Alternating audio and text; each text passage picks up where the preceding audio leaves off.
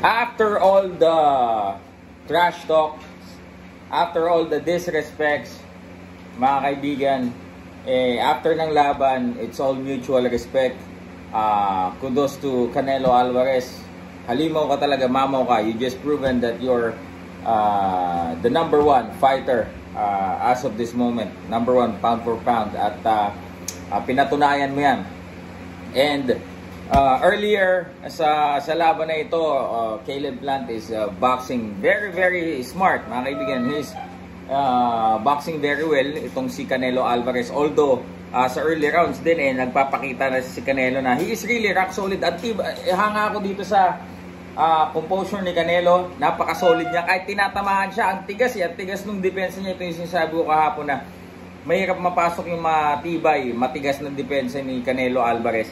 Although ito naman si Caleb Plant nakaka-slip, shoulder roll, nakakagamit ng footwork para dumipensa kay Canelo. But makikita mo na pag tinamaan, butas talaga And Canelo just showed how solid he is when it comes to defense. At pag talaga bumibira, kahit nga nung mga early rounds, kahit dumadaplis lang talagang alam mo pag tumama, may kalalagyan And ito nga mga kaibigan, round number 11, tingin ko kinapos na itong si Caleb Plant at tumatama na dun pa mas lalong na pumenetrate sa opensa itong si Canelo Alvarez. And wala na talagang nagawa po itong si Caleb Plant.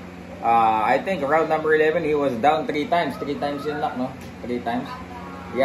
And then before the referee decided to stop the fight. At after that, magandang tingnan dahil after ng nagkapang-abot pa sa weigh-in, sugatan pa si Caleb Plant because sabi nga naman ni Canelo, although valid naman because sabi niya Caleb Plant said something to his mom na talagang ikinagalit niya. And pinapanayan talaga ni Canelo na you don't mess with me because talagang papahirapan kita pagdating sa laban. And I think, yes baby, and I think Caleb Plant showed too much respect din kay Canelo, no? Masyado niyang nire-respeto yung game ni Canelo.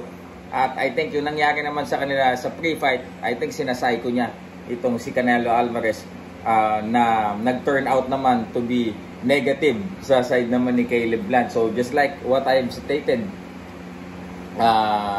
late stoppage or decision for Canelo Alvarez. And congratulations for making history, Canelo Alvarez. You are now the unified super middleweight champ. Una yan sa kasaysayan kung hindi ako nagkakamali. So again, congratulations Canelo Alvarez. Hindi ko po alam kung may makakatalo sa kanya as of this moment, but I think no one can